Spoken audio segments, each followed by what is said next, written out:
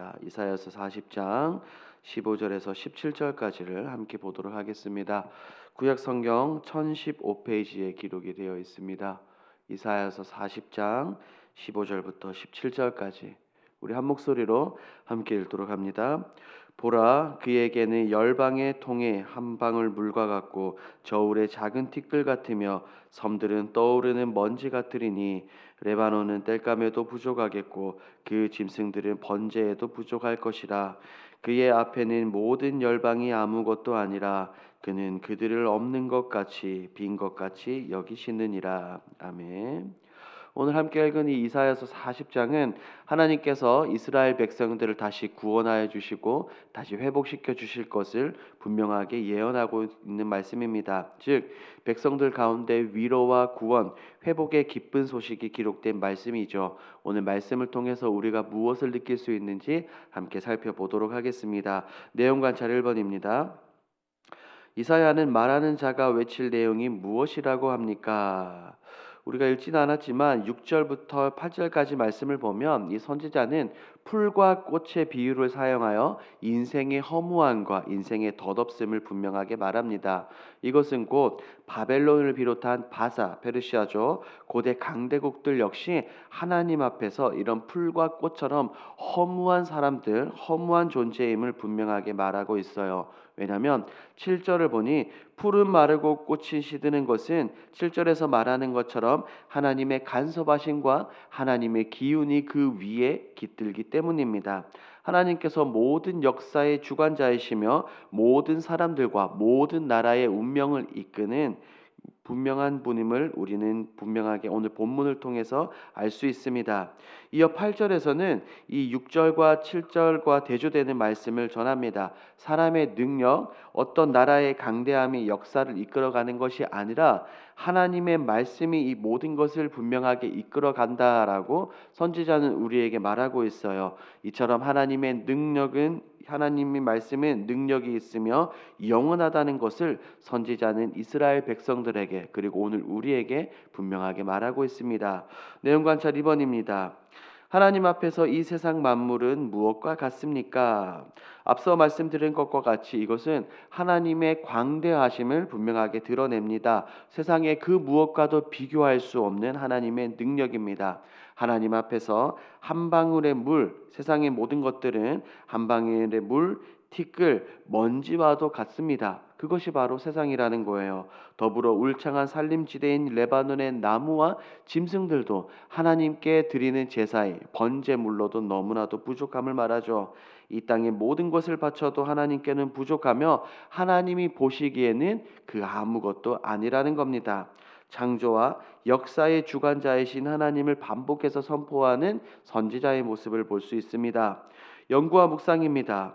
하나님께서는 왜 말씀의 영원함뿐만 아니라 육체의 유한함을 외치라고 명령합니까? 이 오늘 본문의 배경은 이스라엘 백성들이 바벨론으로 포로로 끌려간 이후에 그들을 회복시킬 것을 말합니다. 바벨론은 우리가 알고 있는 것처럼 고대 근동을 장악했던 굉장히 큰 강대국입니다. 이런 아무리 강한 나라도 아무리 강한 사람이라도 아무것도 아닌 것을 분명하게 선포합니다.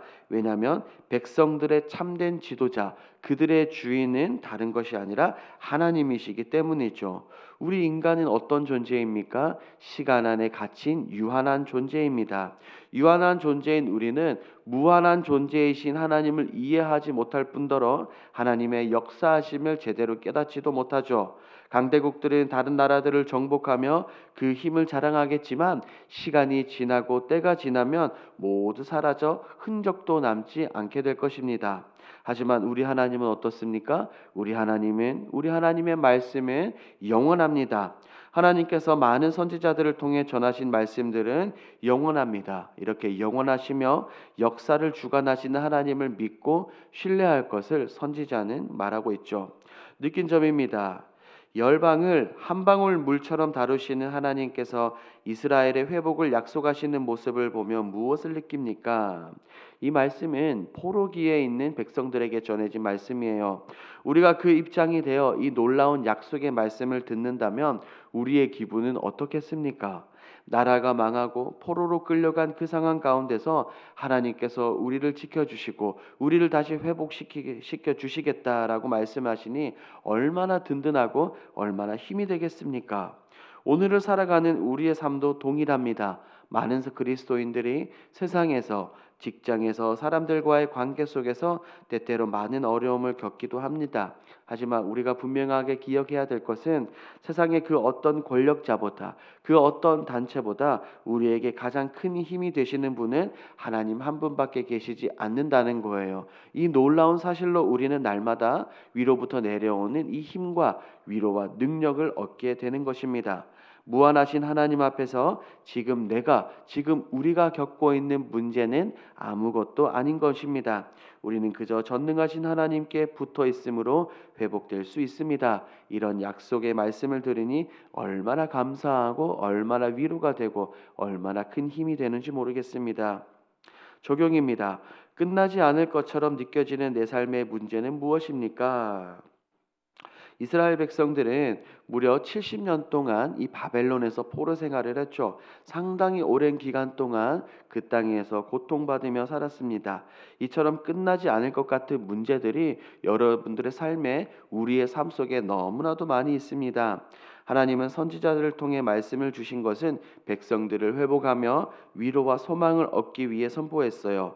마찬가지로 우리의 삶 가운데 지금 포로 생활과 같은 이러한 어려움이 있다 하더라도 우리는 결코 좌절하지 않아야 합니다. 왜냐하면 문제보다 더 크신 하나님, 모든 것의 주관자 되시는 그 하나님께서 다른 사람의 편이 아니라 오늘 우리의 편, 나의 편이 되어 주시기 때문입니다. 지금까지 달려오며 우리 앞에 그런 문제들 때문에 좌절하고 낭망하고 쓰러지고 눈물 진 분이 있다면 앞으로 무한하신 하나님을 더 의지해야 합니다. 전능하신 하나님 앞에서 문제는 더 이상 문제가 아니라는 것을 우리는 이것을 기억해야 합니다. 나의 생각과 우리의 생각과 힘이 아닌 하나님의 생각과 하나님의 방법을 의지하며 나아갈 때 우리가 가진 이 세상의 모든 문제들은 하나님께서 해결해 주실 줄 믿습니다. 이어서 결단입니다. 하나님의 영원한 약속 안에서 일시적인 어려움에 불과한 내 삶의 문제를 이겨내기 위해 오늘 무엇을 실천하겠습니까? 계속해서 이 본문과 제가 강조드리는 것처럼 무한하신 하나님 앞에서 시간 안에 있는 유한한 우리가 가진 이 문제는 일시적이며 극히 작은 것입니다.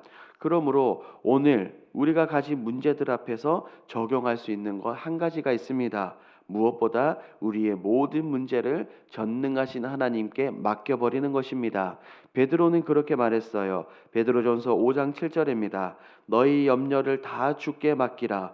이는 그가 너희를 돌보심이라. 하나님께 전적으로 맡겨야 합니다. 문제보다 더 크신 하나님께서 오늘 우리가 가지고 있는 그 놀라운 문제를 반드시 해결해 주실 것입니다. 오늘 본문에서 백성들에게 하나님께서 위로하시고 회복을 약속해 주신 것처럼 언제나 우리와 함께 하시며 우리를 회복시켜 주시고 우리를 다시 일으켜 주실 것입니다. 무한하신 하나님을 의지하며 나아갈 때 하나님은 우리 가운데 피할 길을 주시고 도울 자를 붙여 주시며 이길 힘을 우리에게 허락해 주실 줄 믿습니다. 이런 하나님만 바라보시고 의지하는 저와 여러분들이 되길 우리 주님의 이름으로 축복합니다. 아멘. 기도하겠습니다. 첫 번째, 무한하신 하나님께 붙어 있는 인생이 되게 하옵소서. 두 번째, 덧없는 내 인생을 값진 인생으로 여겨주시는 하나님의 약속으로 모든 어려움을 이겨내게 하소서. 우리 6월 집중기도 제목입니다.